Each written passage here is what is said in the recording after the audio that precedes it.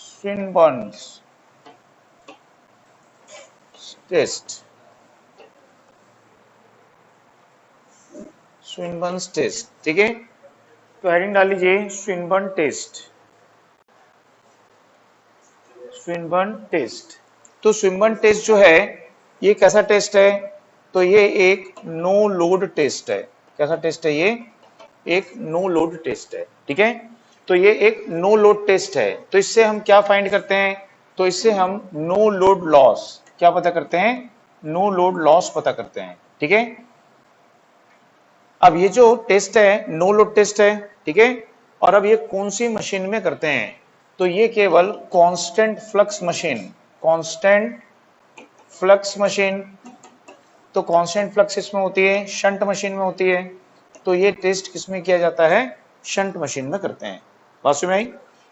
Swinburne test कैसा test है? एक नो लोड टेस्ट है। किस मशीन में करेंगे? कांस्टेंट फ्लक्स की मशीन में करेंगे। इससे हम क्या पता करते हैं? मशीन के नो लोड लॉसेस को पता करते हैं, ठीक है। तो जैसे कि सपोज मान लीजिए ये अपने यहां पे शंट मशीन है, शंट मोटर है, और इसको हम यहाँ पे वोल्टेज अप्लाई कर रहे हैं, ठीक है। तो ये मशीन क्या कर रही है? यहाँ पे पावर ड्रॉ कर रही है, ठीक है। तो ये इसकी क्या होगी? आई नॉट, यानी क्या है? नो लोड करंट है। तो यदि इसकी देखें कि नो लोड इनपुट पावर, ठीक है, जो मशीन की नो लोड इनपुट पावर है वो कितनी होगी? V into I not. कोई भी मशीन नो लोड के समय में कितनी पावर ड्रॉ करती है? तो वो बहुत कम पावर ड्रॉ करती है। वो अपने नो लोड लॉसेस को ओवरकम करने के लिए, नो लोड लॉस को पूरा करने के लिए ही पावर ड्रॉ करती है, ठीक है। तो यहाँ पे नो लोड इनपुट पावर जो होती है ये किसके इक्वल होती है? No load losses of machine के इक्वल होती है। बात समझ में आई? तो यदि बोलेगा कि ये नो लोड इनपुट पावर किसके इक्वल होती है? तो ये no load loss of machine के इक्वल होती है, ठीक है। अब यहां पे यदि हम एक अमीटर लगा देते हैं, यहां पे एक अमीटर लगा देते हैं, ठीक है। एक अमीटर हम यहां पे लगा देते हैं, ठीक है। तो इन दोनों अमीटर से हमको क्या मिल जाएगा? एक अमीटर से हमको आई नॉट मिल जाएगी, नो लोड इनपुट करंट मिल जाएगी। दूसरे अमीटर से हमको शंट करंट मिल जाएगी, ठीक है। तो क्या कर सकते हैं? हम आर्मेचर करंट को कैलकुलेट कर सकते हैं कि आर्मेचर करंट जो होगी ये होगी no load input current minus shunt current. तो ये no load input armature current है कि नो लोड के समय में आर्मेचर इतनी करंट क्या कर रहा होगा? ड्रॉ कर रहा होगा, ठीक है। तो यदि हम देखें यहां पे कि no load input power of armature, ठीक है, no load input power of armature क्या होगी? तो no load input power of armature होगी आई ए नॉट इंटू क्या होगी? वी। वोल्टेज इंटू करंट क्या होती है? पावर होती है, ठीक है। तो वोल्टेज इंटू करंट क्या हो गई? ये पावर हो गई। ये no load input power of क्या हो गई? आर्मेचर हो गई। अब ये armature no load input power जो ड्रॉ कर रहा है वो क्यों ड्रॉ कर रहा है? ठीक है, तो ये क्या सप्लाई करती है? तो यहां पे no load input power drawn by armature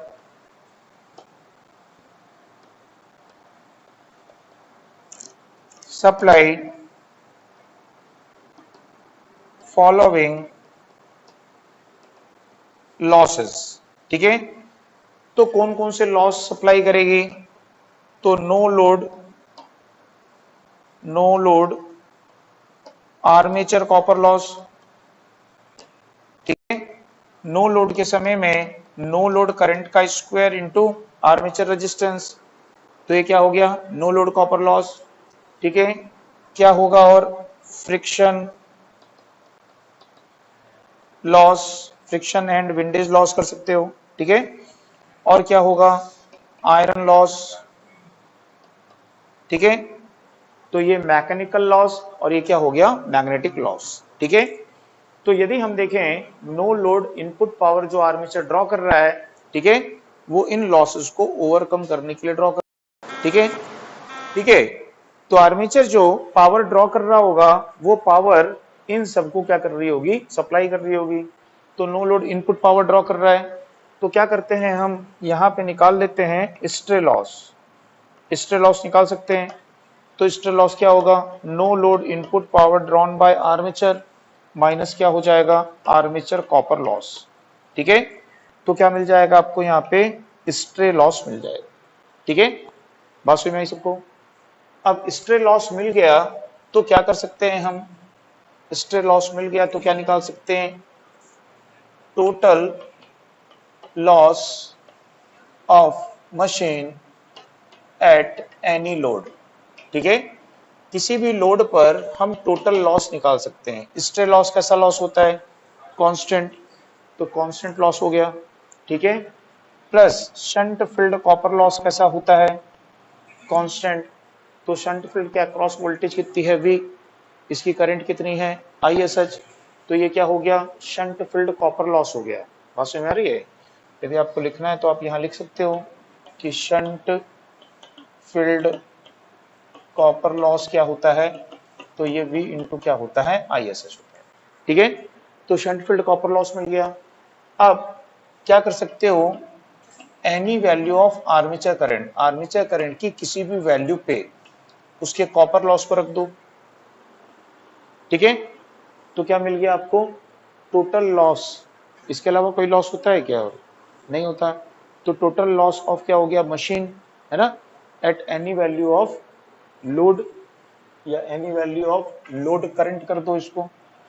तो लोड करंट की किसी भी वैल्यू पे हम क्या कर सकते हैं, टोटल लॉस निकाल सकते हैं। और कल बताया था एफिशिएंसी निकालने के लिए क्या पता होना चाहिए, लॉस।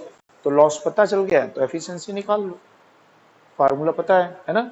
यदि अपनी मोटर है तो क्या रखोगे, मोटर में input minus loss upon input, और जनरेटर में क्या लिखोगे, ठीक है, output upon output plus loss. ठीक है, ओके, ठीक है। तो ये सब कैलकुलेशन है, समझने के लिए है ना। अब एग्जाम में क्या आएगा उसको यहाँ पे नोट कर लेंगे इसके बाद में।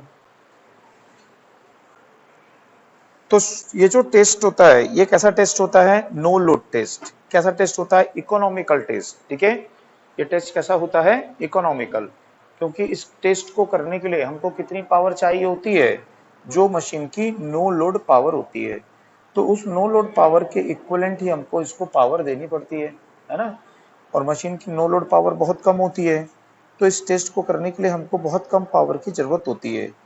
इसलिए टेस्ट कैसा होता है, इकोनॉमिकल टेस्ट होता है। ठीक है, और हम क्या कर सकते हैं, पहले से ही किसी भी वैल्यू की लोड करंट पर टोटल लॉस पता करके एफिशिएंसी को कैलकुलेट कर सकते हैं। ठीक है ना, तो ये इसकी एडवांटेज होती है। इसकी डिसएडवांटेज क्या होती है, तो इसकी डिसएडवांटेज होती है कि ये टेस्ट कैसा है, नो लोड टेस्ट है। ठीक है, लेकिन जब मशीन फुल लोड पे चलती है तो फुल लोड पे क्या होता है, तो फुल लोड पे कार्बन ब्रश पे स्पार्किंग इंक्रीज होगी। मीन्स कम्यूटेशन की कंडीशन क्या है, कम्यूटेशन पुअर होगा या बेटर होगा, तो उसकी इंफॉर्मेशन आपको नहीं मिल पाएगी कि फुल लोड पे कम्यूटेशन कैसा होगा। ठीक है, स्पार्किंग कितनी होगी, फुल लोड पे मशीन का टेम्परेचर कितना राइज होगा, उसकी जानकारी नहीं मिलेगी।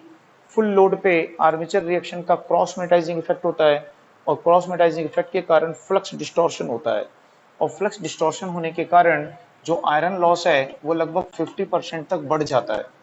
अपन क्या बोलते हैं, नॉर्मली आयरन लॉस क्या होता है, कांस्टेंट, लेकिन फुल लोड पर, ठीक है, आर्मेचर रिएक्शन के क्रॉस मैग्नेटाइजिंग इफेक्ट के कारण फ्लक्स डिस्टॉर्शन होने से जो आयरन लॉस है वो 50% तक क्या होता है, बढ़ जाता है।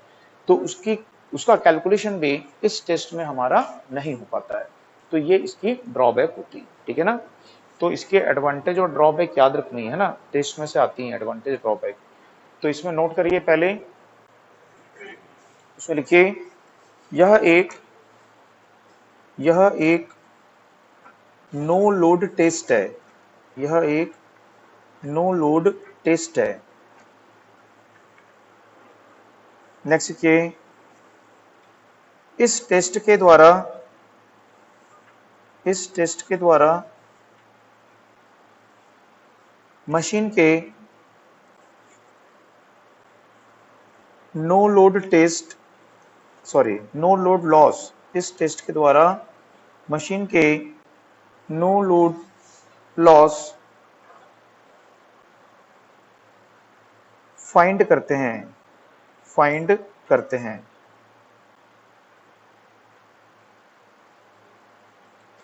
ठीक है, नेक्स्ट के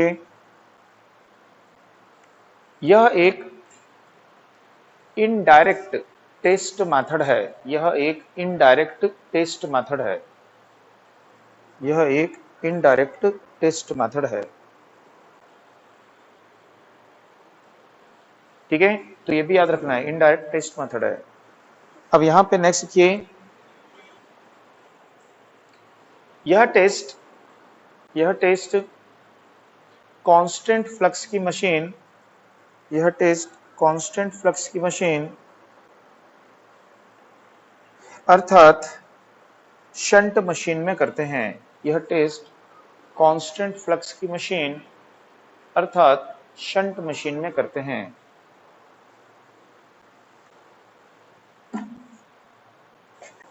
ठीक है, उसके बाद में नेक्स्ट किए,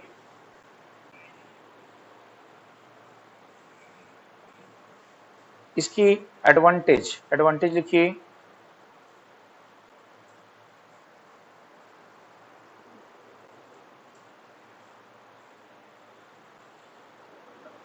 यह इकोनॉमिकल टेस्ट है।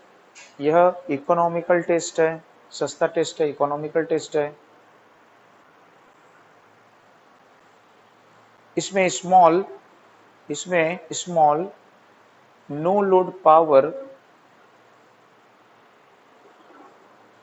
टेस्टिंग के लिए रिक्वायर्ड होती है, आवश्यक होती है। इसमें small no load power testing के लिए रिक्वायर्ड होती है, आवश्यक होती है। तो इसमें हमको कितनी पावर चाहिए? नो लोड पावर जो है, स्मॉल पावर है, यही हमको टेस्टिंग के लिए रिक्वायर्ड होती है, टेस्टिंग के लिए आवश्यक होती है। ठीक है, उसके बाद में नेक्स्ट ये,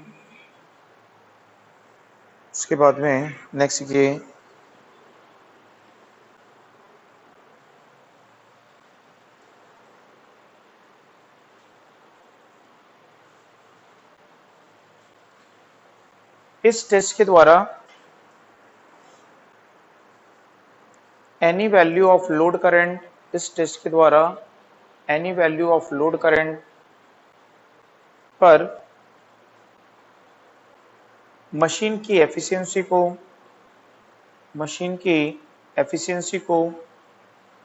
प्री डिटरमाइन कर सकते हैं।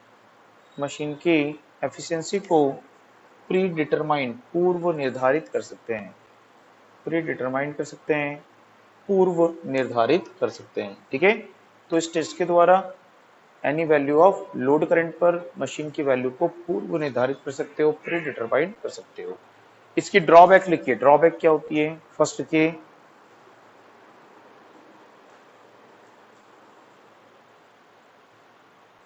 फुल लोड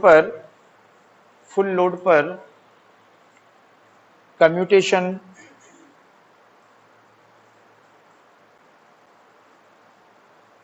एंड मशीन के टेम्परेचर राइज की जानकारी प्राप्त नहीं होती है। फुल लोड पर कम्यूटेशन एंड मशीन के टेम्परेचर राइज की जानकारी प्राप्त नहीं होती है।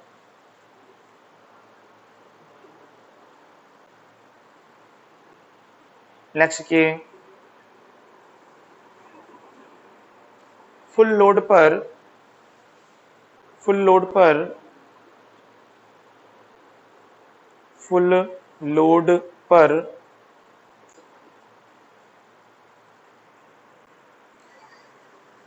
Cross magnetising effect increase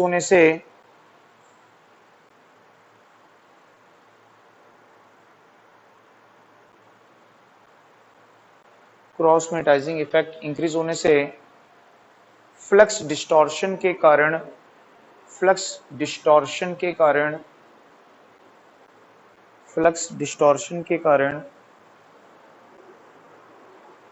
iron loss 50% तक इंक्रीज हो जाता है। आयरन लॉस 50% तक इंक्रीज हो जाता है। आयरन लॉस 50% तक इंक्रीज हो जाता है। इसकी जानकारी इस टेस्ट में प्राप्त नहीं होती है। इसकी जानकारी इस टेस्ट में प्राप्त नहीं होती है। ठीक है, तो इसकी जानकारी इस टेस्ट में प्राप्त नहीं होती है। बात समझ में आई? तो ये इसकी यहां पे होती है ड्रॉबैक। तो ये आपको याद रखना है सब, है ना। अब इसके बाद में जो दूसरा टेस्ट है वो है हॉपकिंसन टेस्ट। इसको बोलते हैं हॉपकिंसंस टेस्ट, या बोलते हैं इसको रीजेनरेटिव, या बोलते हैं इसको बैक टू बैक टेस्ट। ठीक है, तो यहां पे हॉपकिंसन टेस्ट, रीजेनरेटिव टेस्ट, या बोलते हैं बैक टू बैक टेस्ट। तो ये जो टेस्ट होता है, इस टेस्ट में क्या करते हैं, ये टेस्ट किस मशीन में करते हैं, तो ये टेस्ट भी किस में करते हैं, शंट मशीन में करते हैं। बात समझ में आई? ये टेस्ट किस में यूज करेंगे, शंट मशीन में। इस टेस्ट में हम क्या करते हैं, टू आइडेंटिकल शंट मशीन का यूज करेंगे। ठीक है, इस टेस्ट में क्या करेंगे, टू आइडेंटिकल शंट मशीन का यूज करेंगे। ठीक है, अब ये टेस्ट कैसा टेस्ट होता है, ये फुल लोड टेस्ट है। कैसा टेस्ट है, फुल लोड। तो स्विमबर्न टेस्ट क्या था, नो लोड टेस्ट था। ठीक है, ये कैसा टेस्ट है, फुल लोड टेस्ट है। किस मशीन में करोगे, शंट में। ठीक है, और इस टेस्ट के द्वारा हम क्या पता करेंगे, तो मशीन के फुल लोड लॉस को हम पता कर लेंगे। ठीक है, तो इस टेस्ट को क्या बोलते हैं, रीजनरेटिव टेस्ट। हॉपकिंसन टेस्ट को क्या बोलते हैं, रीजनरेटिव टेस्ट है, या फिर क्या बोलते हैं इसको, बैक टू बैक टेस्ट है। तो इसमें two identical DC shunt machine का यूज करेंगे।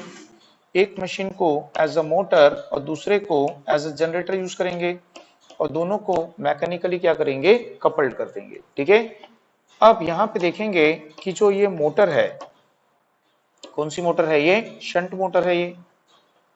ठीक है, और ये जो जनरेटर है, ये जनरेटर भी कैसा जनरेटर है, यहाँ पे शंट जनरेटर है।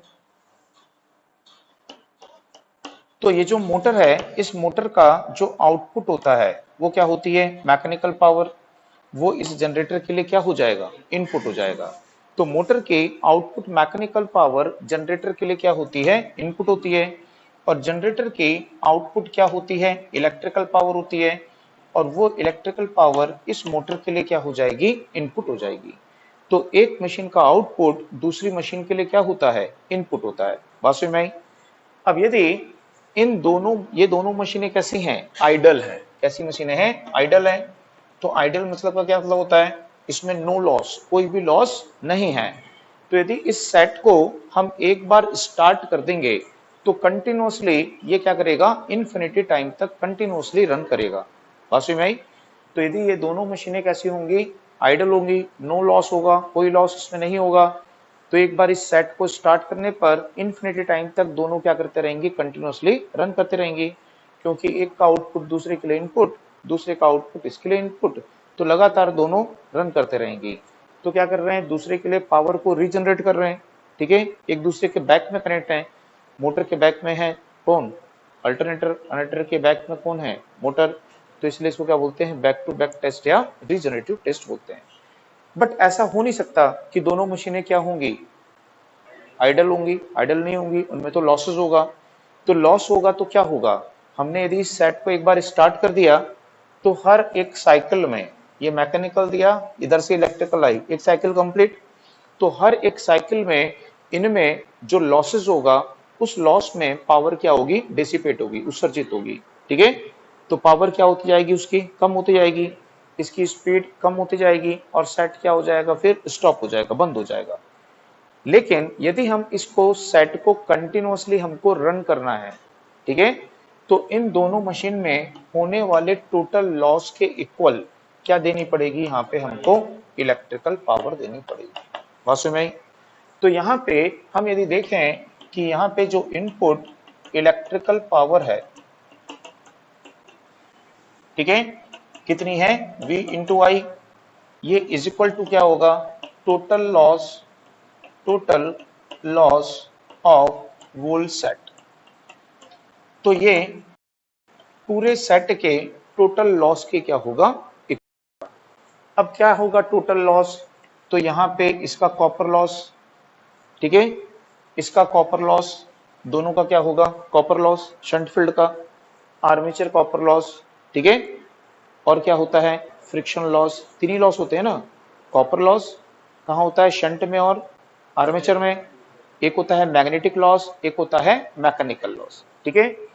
तो इस टोटल लॉस में से, ये टोटल लॉस है, इस टोटल लॉस में से कॉपर लॉस, ठीक है, of motor, copper loss of motor and copper loss of generator minus कर देते हैं। तो मोटर का कॉपर लॉस कैलकुलेट करके, जनरेटर का कॉपर लॉस कैलकुलेट करके माइनस कर देते हैं। तो कैसे कैलकुलेट करेंगे, तो यहाँ पे आपको पता है कि इसके अक्रॉस कितनी वोल्टेज है V, इसकी करंट कैलकुलेट कर लो, इधर एक अमीटर लगा लो, करंट कैलकुलेट कर लो, ठीक है। तो आपको क्या मिल जाएगा, इसका कॉपर लॉस, इसकी वोल्टेज कितनी है V, इसकी करंट कैलकुलेट कर लो, तो इसका क्या मिल जाएगा कॉपर लॉस, दोनों के फील्ड कॉपर लॉस मिल जाएंगे। दोनों की आर्मेचर करंट को कैलकुलेट कर लो, इधर से कितनी करंट आ रही है, इधर कितनी जा रही है, बची हुई इसमें जाएगी, तो आई स्क्वायर आर, ठीक है। इधर से कितनी करंट निकल रही है, तो आप यहाँ एक अमीटर लगा लो, एक अमीटर इधर लगा लो, दोनों करंट का सम आर्मेचर करंट हो जाएगी, ठीक है। तो आई स्क्वायर आर, तो I square R, I square R, दोनों के कॉपर लॉस मिल जाएंगे, ठीक है। कॉपर लॉस को क्या कर देंगे, माइनस कर देंगे। तो क्या मिल जाएगा हमको यहाँ पे, तो हमको मिल जाएगा स्ट्रे लॉस, क्या मिल जाएगा, स्ट्रे लॉस ऑफ सेट, ठीक है। तो हम क्या करेंगे, यहाँ पे निकालेंगे stray loss of each machine, ठीक है, stray loss of each machine. तो हमको stray loss of each machine को WS से शो कर देते हैं। तो टोटल स्ट्रे लॉस, ठीक है। तो जो टोटल स्ट्रे लॉस है, इस टोटल स्ट्रे लॉस को क्या करेंगे हम, ठीक है, तो टोटल स्ट्रे लॉस को 2 से डिवाइड कर देंगे, क्योंकि दोनों मशीन कैसी हैं, आइडेंटिकल हैं, इसलिए आइडेंटिकल लेते हैं, क्योंकि स्ट्रे लॉस पूरे सेट का मिलता है। आइडेंटिकल होंगी तो दोनों का स्ट्रे लॉस समान होगा, तो 2 से क्या कर देंगे, उसको डिवाइड कर देंगे। तो स्ट्रे लॉस ऑफ क्या हो जाएगा, ईच मशीन आ जाएगा, ठीक है। तो stray loss of each machine आ गया, तो टोटल लॉस ऑफ निकाल सकते हो, टोटल लॉस ऑफ मोटर क्या होगा, स्ट्रे लॉस प्लस क्या होगा copper loss, total loss of क्या निकाल सकते हो जनरेटर, तो क्या होगा स्ट्रे लॉस प्लस क्या होगा कॉपर लॉस, ठीक है। तो आपको क्या मिल जाएगा, इसका टोटल लॉस, लॉस मिल गया, एफिशिएंसी कैलकुलेट कर लेंगे। आई बात समझ में, क्योंकि एफिशिएंसी कैलकुलेट करने के लिए हमको क्या चाहिए होता है, लॉस चाहिए होता है, ठीक है।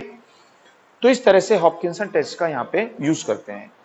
अब हॉपकिंसन टेस्ट जो होता है, इसकी क्या एडवांटेज होती है, ठीक है। तो इसकी एडवांटेज जो स्विमबर्न की थी डिसएडवांटेज, वो इसकी क्या होती है, एडवांटेज होती है, कि ये फुल लोड टेस्ट है। तो फुल लोड पे कम्यूटेशन की कंडीशंस आपको पता चल जाएगी कि कार्बन ब्रश पे कितना स्पार्किंग हो रही है, फुल लोड पर टेम्परेचर कितना बढ़ा है उसकी जानकारी आपको मिल जाएगी, ठीक है। दूसरा कि क्रॉस मेटाइजिंग इफेक्ट के कारण जो आयरन लॉस में डिस्टॉर्शन, क्रॉस है ना, फ्लक्स डिस्टॉर्शन के कारण जो आयरन लॉस इंक्रीज होता है, वो भी हमारा कैलकुलेट हो जाएगा यहाँ पे, है ना, कैलकुलेशन में स्ट्रे लॉस में आ जाएगा वो। तो ये इसकी एडवांटेज यहाँ पे होती है। इसकी डिसएडवांटेज क्या होती है, कि इसमें 2 आइडेंटिकल मशीन का यूज करना पड़ता है। यदि आपकी मशीनें आइडेंटिकल नहीं है, या आपके पास 2 आइडेंटिकल मशीन नहीं है, तो आप इस टेस्ट को फिर वहां पे कंडक्ट नहीं कर सकते, ठीक है ना। हो गया अभी। अब लिखिए इसमें,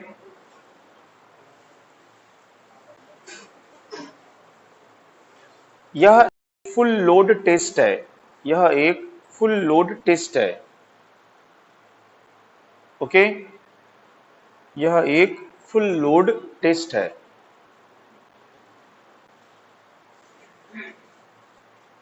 इसके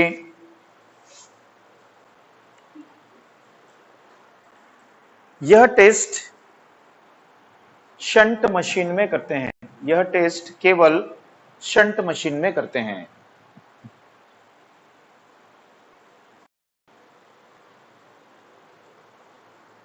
नेक्स्ट, इस टेस्ट में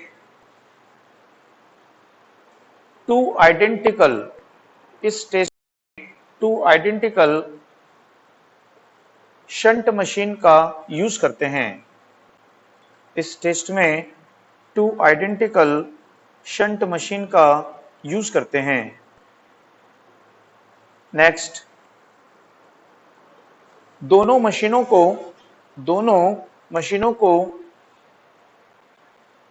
मैकेनिकली कपल करके दोनों मशीनों को मैकेनिकली कपल करके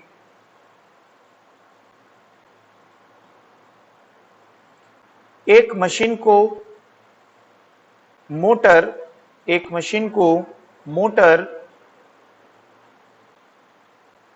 और दूसरे को जनरेटर की तरह रन करते हैं। एक मशीन को मोटर और दूसरे को जनरेटर की तरह रन करते हैं। एक मशीन को मोटर और दूसरे को जनरेटर की तरह रन करते हैं।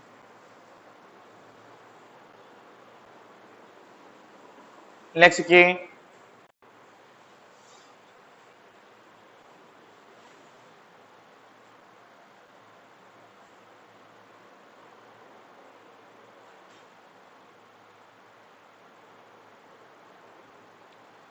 इस सेट को ऐसे लिखिए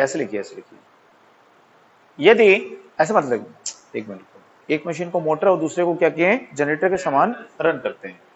एक मशीन का आउटपुट दूसरी मशीन के लिए इनपुट होता है। एक मशीन का आउटपुट दूसरी मशीन के लिए इनपुट होता है। यदि दोनों मशीन में कोई लॉस नहीं होता है तो सेट को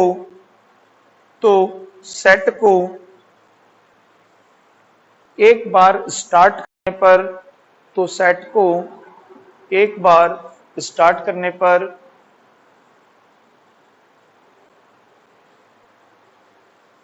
वह इन्फिनिटी टाइम तक कंटिन्यू रन करता है। वह इन्फिनिटी टाइम तक कंटिन्यू रन करता है।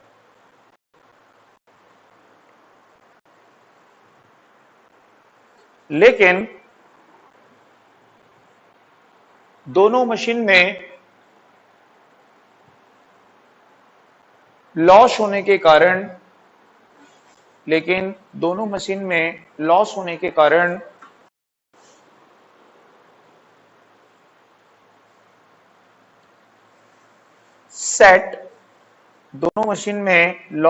कारण सेट स्टॉप हो जाता है, बंद हो जाता है।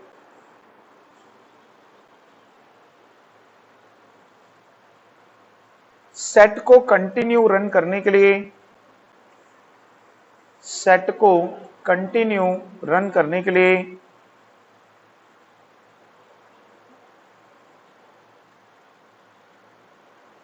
दोनों मशीनों के टोटल लॉस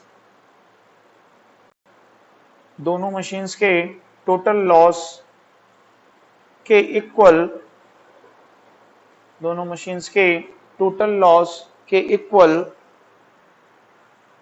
इनपुट पावर देनी पड़ती है। ठीक है, तो इनपुट पावर किसके इक्वल होती है? दोनों मशीन के टोटल लॉस के इक्वल होती है। ठीक है, अब इसके बाद में नेक्स्ट देखिए इसकी एडवांटेज क्या होती है।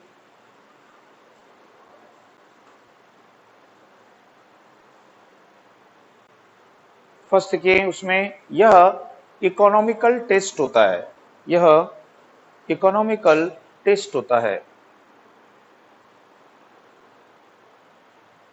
नेक्स्ट के इकोनॉमिकल टेस्ट होता है। उसके बाद में नेक्स्ट के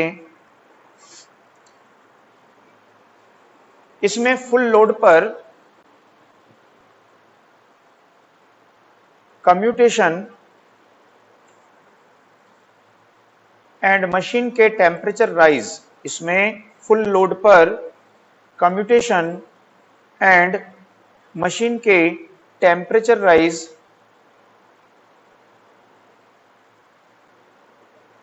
की जानकारी प्राप्त होती है। फुल लोड पर कम्यूटेशन एंड मशीन के टेम्परेचर राइज की जानकारी प्राप्त होती है। नेक्स्ट, फुल लोड पर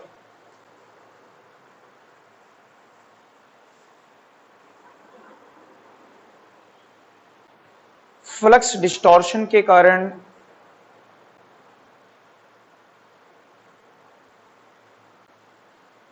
आयरन लॉस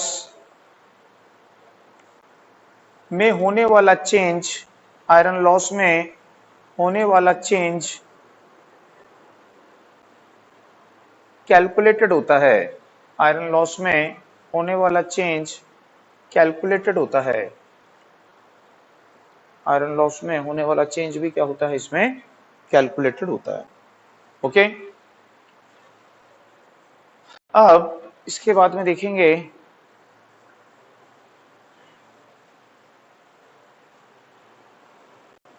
अच्छा इसकी डिसएडवांटेज नहीं लिखे हो, डिसएडवांटेज लिखो। इसकी डिसएडवांटेज क्या होती है? डिसएडवांटेज तो पहला लिख, उसमें एक ही है इसकी, वो लिख लीजिए। इसमें टू आइडेंटिकल मशीन्स का यूज करना पड़ता है। इसमें टू आइडेंटिकल मशीन्स का यूज करना पड़ता है, तो ये इसकी क्या होती है? डिसएडवांटेज होगी। ठीक है, अब इसके बाद में देखेंगे यहां पे रिटार्डेशन या रनिंग डाउन टेस्ट।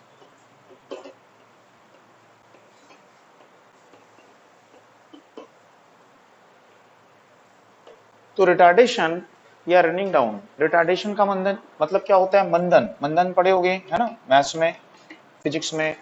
मंदन और एक क्या होता है? त्वरण, एक्सेलरेशन एंड रिटार्डेशन। ठीक है, rate of rise of velocity क्या बोलते हैं? एक्सेलरेशन।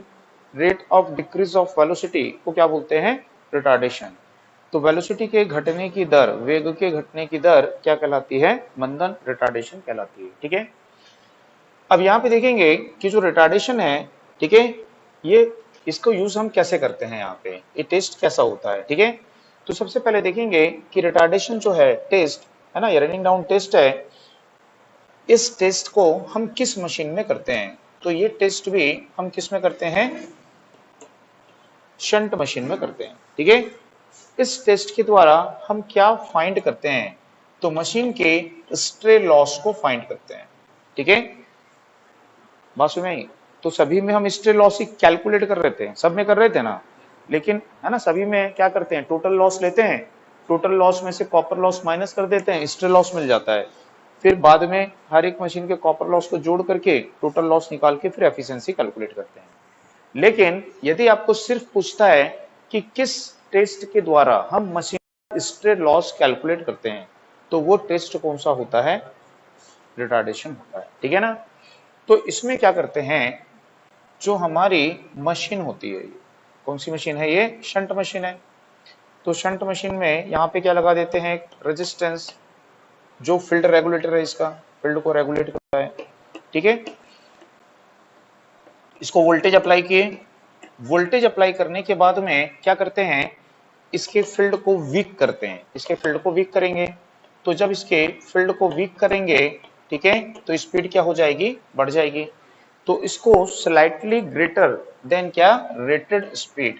तो slightly greater than rated speed, तो इस स्पीड पर इसको क्या करते हैं, यहाँ पे रन करते हैं। तो मोटर को slightly greater than rated speed पर क्या करेंगे, रन करेंगे। और रन करने के बाद में इसके armature connection, only armature connection को सप्लाई से डिस्कनेक्ट कर देंगे। ठीक है, ओनली आर्मेचर कनेक्शन को सप्लाई से डिस्कनेक्ट करेंगे। सप्लाई ऑन, सप्लाई अभी ऑन है। शंट फील्ड में क्या फ्लो हो रही है, करंट। ये क्या सेटअप कर रही है, फ्लक्स, अभी करते रहेगी फ्लक्स, है ना। सिर्फ क्या करना है, आर्मेचर के कनेक्शन को डिस्कनेक्ट करना है। तो अभी इसमें क्या है, काइनेटिक एनर्जी है। तो काइनेटिक एनर्जी के कारण अभी ये क्या कर रहा है, रोटेट कर रहा है। और धीरे धीरे इसकी स्पीड क्या होने लगेगी, वहां पे कम, और कम होके क्या हो जाएगा, ये रुक जाएगी मोटर। तो जो मोटर है ये क्यों रुक गई, ये तो लगातार चलते रहनी चाहिए, है ना, है कि नहीं। न्यूटन ने बोला था ना कि यदि लॉ ऑफ इनर्शिया पढ़े होगे, law of inertia of motion, है ना, गति के जड़त्व का क्या बोलते हैं, गति के जड़त्व का नियम, है ना। तो वो क्या बोल रहा था कि यदि कोई ऑब्जेक्ट है ना, स्टेशनरी, तो क्या रहेगा, वो स्टेशनरी। और यदि कोई मूविंग ऑब्जेक्ट है तो क्या करेगा, लगातार मूव करते रहेगा। कब तक, इन्फिनिटी टाइम तक। क्यों रुक जाता है, या चल रहा है, चलने वाला क्यों रुक जाता है, ठीक है। तो उसको क्या मिल रहा है, वहां से कोई एक्सटर्नल फोर्स उस पे एक्ट कर रहा है। तो ये जो आर्मेचर है ये भी तो लगातार चलते रहना चाहिए था, ये क्यों रुक जाता है, इसके ऊपर में कोई फोर्स लग रहा होगा, इसके ऊपर में इसको रोकने के लिए कौन सा फोर्स लग रहा होगा, ठीक है। तो एक तो फ्रिक्शन, यानी कि कौन सा लॉस हो गया, मैकेनिकल लॉस, है ना, बियरिंग का फ्रिक्शन, आर्मेचर पे कम्यूटेटर का फ्रिक्शन, विंडेज फ्रिक्शन, ठीक है। दूसरा, आर्मेचर जब रोटेट कर रहा होगा तो आर्मेचर की कोर इसकी फ्लक्स को काट रही होगी, तो आर्मेचर में एडी करंट इंड्यूस्ड हो रही होगी, एडी करंट लॉस हो रहा होगा कोर में, और हिस्टेरिसिस लॉस हो रहा होगा। आपको पहले लिखा चुका हूं कि आर्मेचर की कोर में हिस्टेरिसिस और एडी करंट लॉस होता है ना। लिखा है कि नहीं लिखा है, लिखे हो ना, कि आर्मेचर की कोर में क्या होता है, हिस्टेरिसिस और एडी करंट लॉस। और पोल शूज में केवल क्या होता है, एडी करंट लॉस, और बाकी कहीं कोई मैग्नेटिक लॉस नहीं है, ठीक है। तो आर्मेचर में अभी क्या हो रहा होगा, आयरन लॉस यानी कि मैग्नेटिक लॉस, प्लस क्या हो रहा होगा, मैकेनिकल लॉस, मींस क्या हो रहा होगा, स्ट्रे लॉस हो रहा होगा। बात समझ में आ गई ना, कि अभी आर्मेचर में क्या हो रहा होगा, मैग्नेटिक लॉस, प्लस क्या हो रहा होगा, मैकेनिकल लॉस, ठीक है। यानी क्या हो रहा होगा, स्ट्रे लॉस। इसके अलावा और कोई लॉस होता है, कॉपर लॉस होता है। तो कॉपर लॉस कब होता है, जब करंट फ्लो होती है। करंट फ्लो हो रही है क्या, नहीं हो रही है, तो कॉपर लॉस नहीं होगा ना। केवल दो ही लॉस होंगे, क्योंकि फ्लक्स को काट रहा है आर्मेचर, सप्लाई ऑन है, फ्लक्स ऑन है। यदि सप्लाई ऑफ होती, फ्लक्स ऑफ होती, तो सिर्फ एक ही लॉस होता, मैकेनिकल। लेकिन सप्लाई ऑन है, फ्लक्स ऑन है, तो वहां पे क्या होगा, मैग्नेटिक लॉस भी होगा। तो ये दोनों लॉस अभी आर्मेचर में हो रहे होंगे, ठीक है। आर्मेचर की जो काइनेटिक एनर्जी है, जिसके कारण ये रोटेट कर रहा है, वो एनर्जी इन लॉस में क्या हो रही होगी, वेस्ट हो रही होगी, ठीक है। और इसके कारण आर्मेचर की स्पीड धीरे धीरे क्या हो जाएगी, वहां पे कम हो जाएगी। तो इसकी काइनेटिक एनर्जी कितनी है, उस काइनेटिक एनर्जी को हम क्या करेंगे, कैलकुलेट करेंगे। और वो काइनेटिक एनर्जी ही किसके इक्वल होगी, वहां पे स्ट्रे लॉस के इक्वल होगी। आई बात समझ में। तो यहाँ पे इस तरह से जो इसका आर्मेचर होता है उसकी काइनेटिक एनर्जी को यूटिलाइज करते हैं, और काइनेटिक एनर्जी को यूज करके हम क्या, स्ट्रे लॉस को कैलकुलेट करते हैं। आई बात समझ में। तो इस टेस्ट के द्वारा हम क्या पता करते हैं, डायरेक्ट स्ट्रे लॉस पता करते हैं, ठीक है ना। तो इसमें नोट करिएगा, इसमें लिखिएगा, यह टेस्ट केवल शंट मशीन में करते हैं, यह टेस्ट केवल शंट मशीन में करते हैं।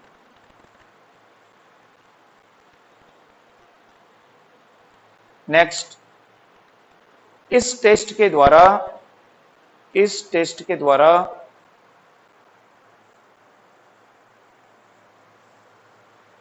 स्ट्रे लॉस फाइंड करते हैं। इस टेस्ट के द्वारा स्ट्रे लॉस फाइंड करते हैं। नेक्स्ट के स्ट्रे लॉस फाइंड करने के लिए,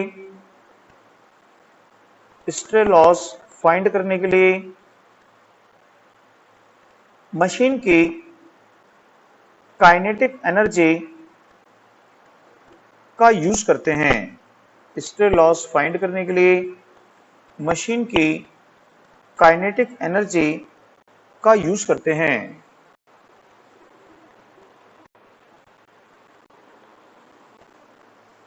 नेक्स्ट मशीन को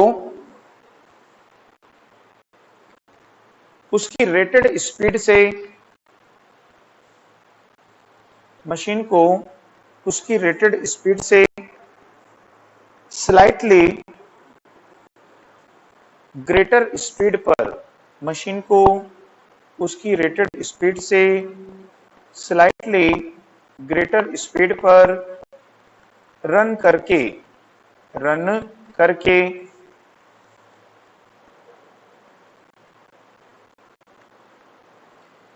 ओनली आर्मेचर कनेक्शन को सप्लाई से डिस्कनेक्ट करते हैं। ओनली आर्मेचर कनेक्शन को सप्लाई से डिस्कनेक्ट करते हैं।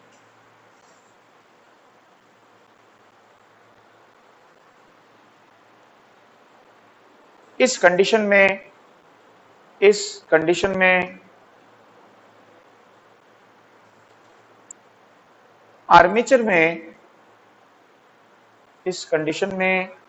आर्मेचर में स्ट्रे लॉस होता है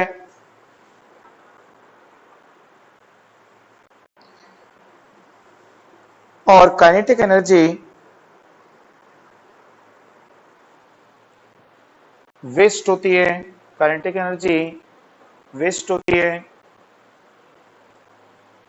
और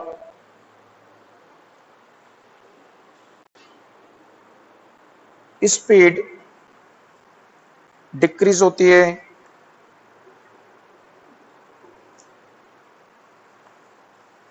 और स्पीड डिक्रीज होती है। ठीक है, तो इतना इसमें आपको याद रखना है। इसकी कोई ऐसा एडवांटेज डिसएडवांटेज वगैरह नहीं है। ठीक है ना, ठीक है, समझ में आया सबको।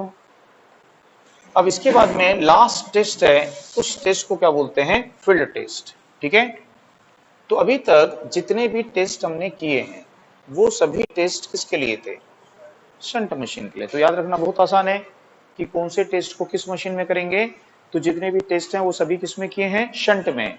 ब्रेक टेस्ट जो है वो आप किसी भी मशीन में कर सकते हो, ब्रेक टेस्ट आप किसी भी मशीन में कर सकते हो। ठीक है, लेकिन बाकी अदर टेस्ट जो हैं वो किस में किए हैं, शंट मशीन में। कौन से टेस्ट थे, स्विनबर्न टेस्ट था, हॉपकिंसन टेस्ट था और रिटार्डेशन टेस्ट था। ठीक है ना। अब इसके बाद में जो लास्ट टेस्ट है इसको बोलते हैं फील्ड टेस्ट।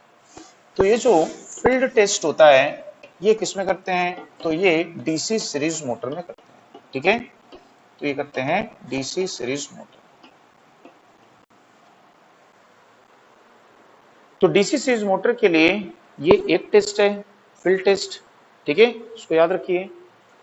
तो डीसी सीरीज मोटर में जो ये टेस्ट है इसमें क्या करते हैं, टू आइडेंटिकल, कैसी मशीन का यूज करेंगे, आइडेंटिकल मशीन्स का यहाँ पे यूज करेंगे।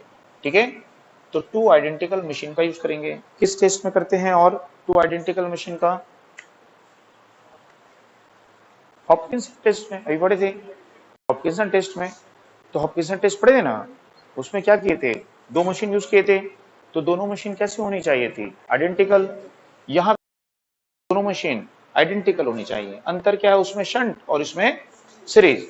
तो यदि पूछता है कि फील्ड टेस्ट के सिमिलर होता है तो दोनों में क्या सिमिलरिटीज होती है, तो दोनों में आइडेंटिकल मशीन का यूज करते हैं। ठीक है, तो आइडेंटिकल मशीन का यूज करते हैं, ये सिमिलरिटी है, दोनों में समानता है। पूछता है आपको कि जो ट्रैक्शन मोटर होती है, ट्रैक्शन मोटर, इस ट्रैक्शन मोटर में कौन सा टेस्ट करेंगे।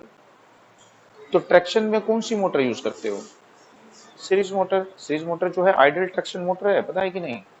कि आइडल ट्रैक्शन मोटर कौन सी है, सीरीज मोटर।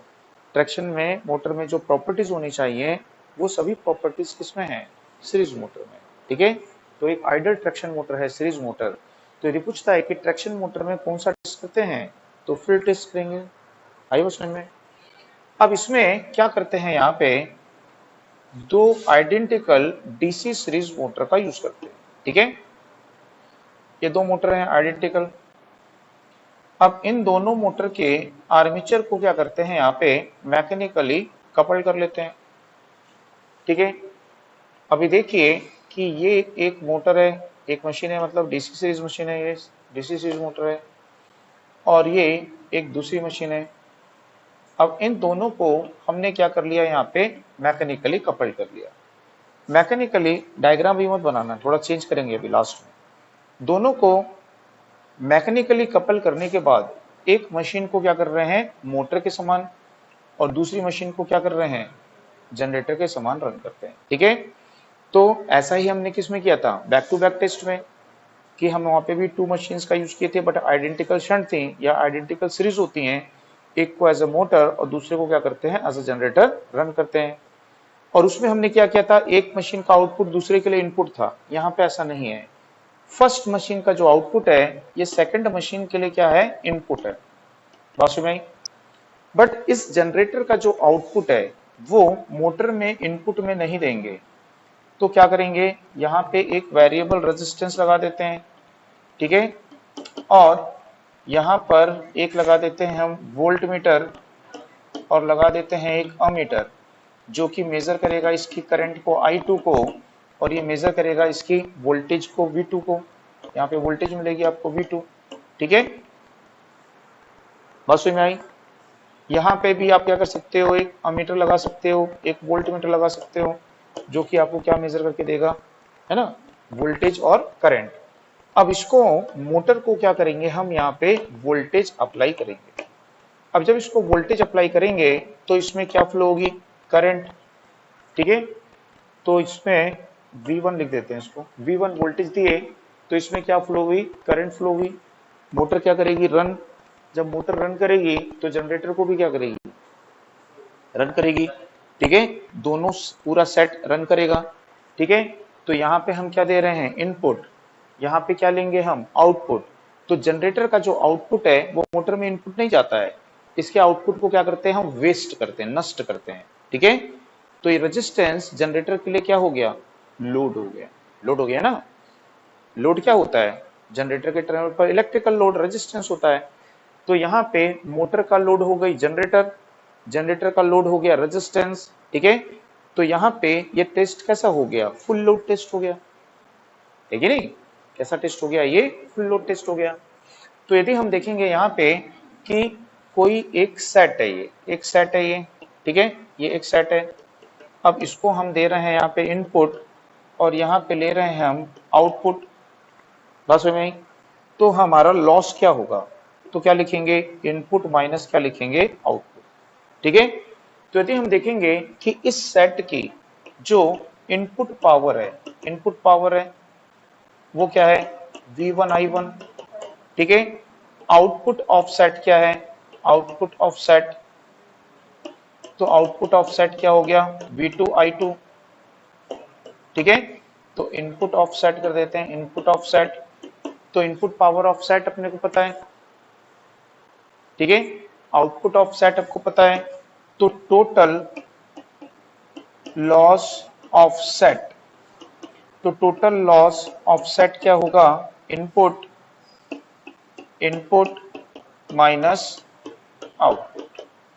तो ये इस सेट का क्या हो जाएगा, टोटल लॉस हो जाएगा। ठीक है, तो input minus output is equal to क्या होगा, टोटल लॉस ऑफ सेट हो जाएगा। अब क्या करते हैं, इसके कॉपर लॉस को कैलकुलेट कर लेते हैं, इसके कॉपर लॉस को कैलकुलेट कर लेते हैं। उस कॉपर लॉस को टोटल लॉस में से माइनस कर देते हैं, तो क्या मिल जाएगा, स्टे लॉस। तो क्या बताइए, इन दोनों मशीन के स्टे लॉस सेम होंगे,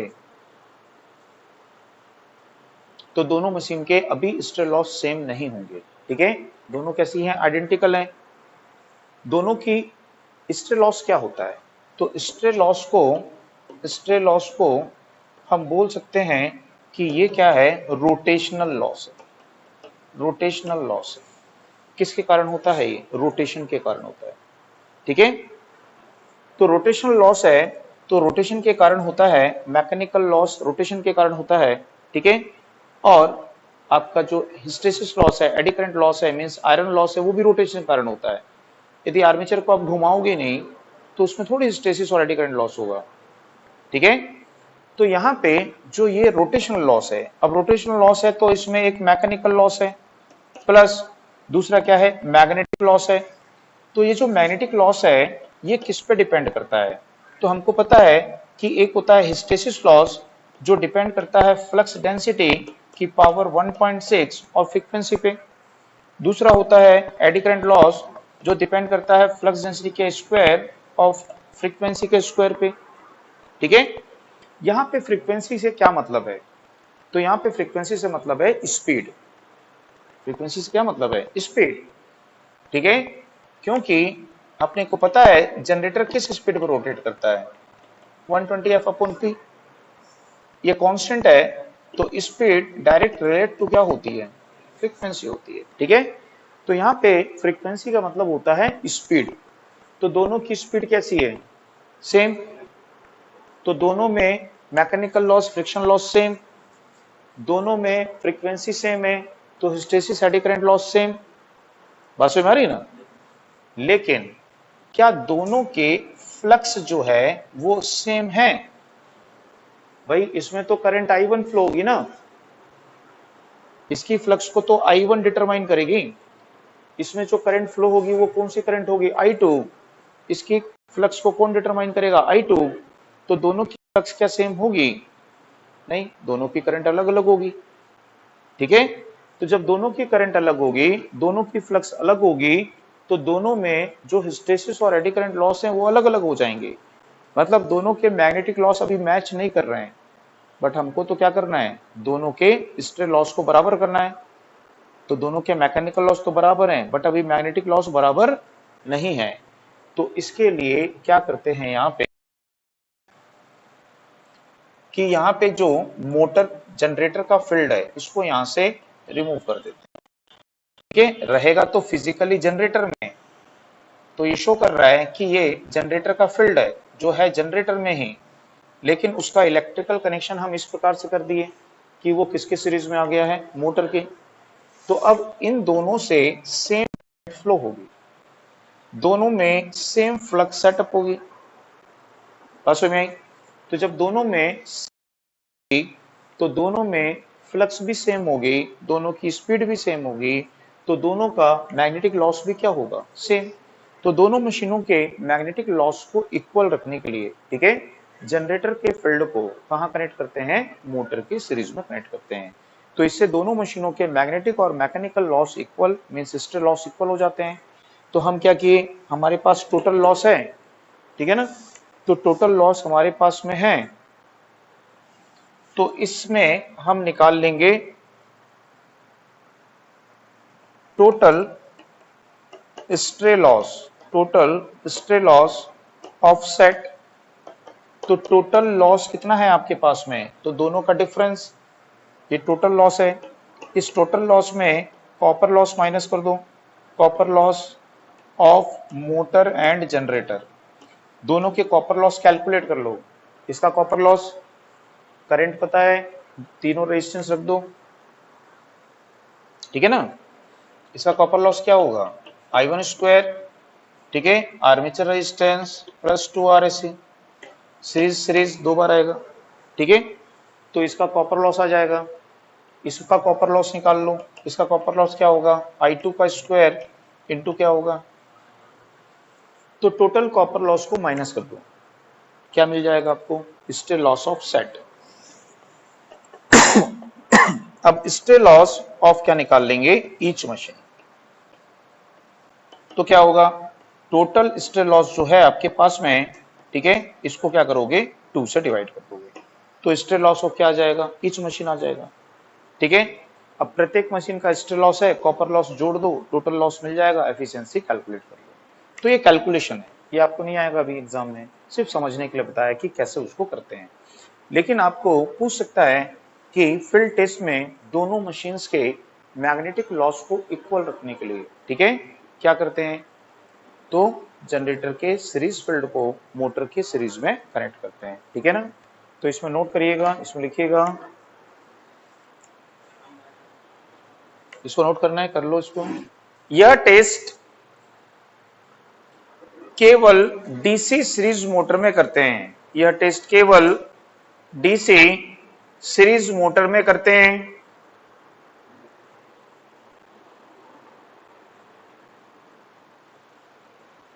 नेक्स्ट के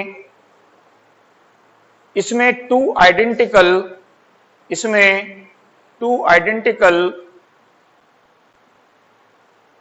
डीसी सीरीज मोटर का यूज करते हैं, इसमें two identical DC series motor का यूज करते हैं।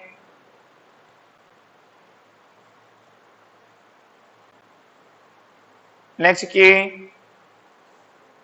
यह एक फुल लोड टेस्ट है, यह एक फुल लोड टेस्ट है।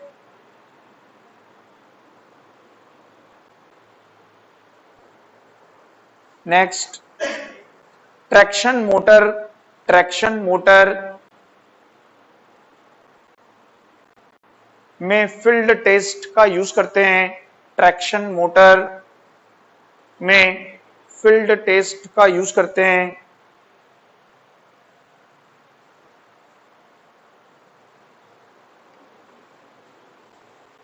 Field and Hopkinson test, field and Hopkinson test, field and Hopkinson test में यह सिमिलरिटी होती है, यह समानता होती है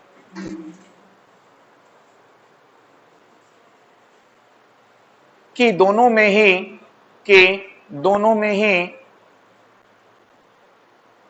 टू आइडेंटिकल मशीन का यूज करते हैं, दोनों में ही टू आइडेंटिकल मशीन्स का यूज करते हैं।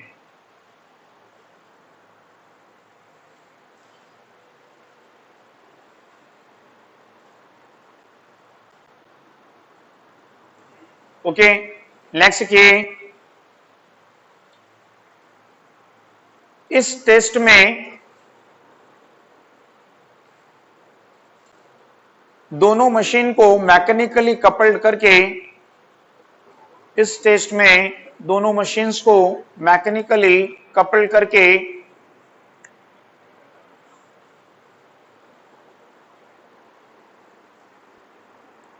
एक मशीन को मोटर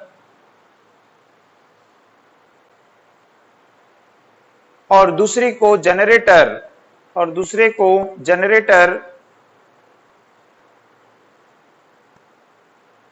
की तरह रन करते हैं।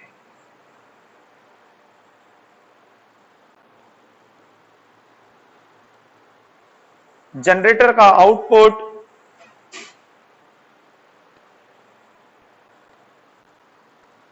वेरिएबल रेजिस्टेंस में वेस्ट करते हैं, जनरेटर का आउटपुट वेरिएबल रेजिस्टेंस में वेस्ट करते हैं।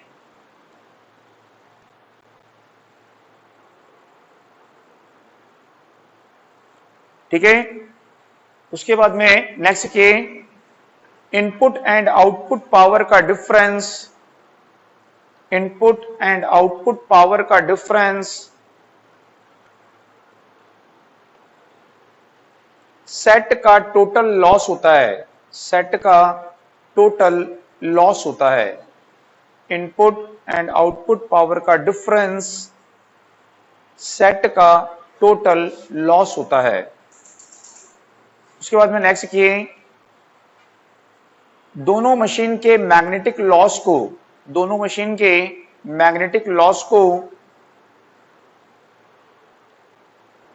इक्वल करने के लिए, दोनों मशीन्स के मैग्नेटिक लॉस को इक्वल करने के लिए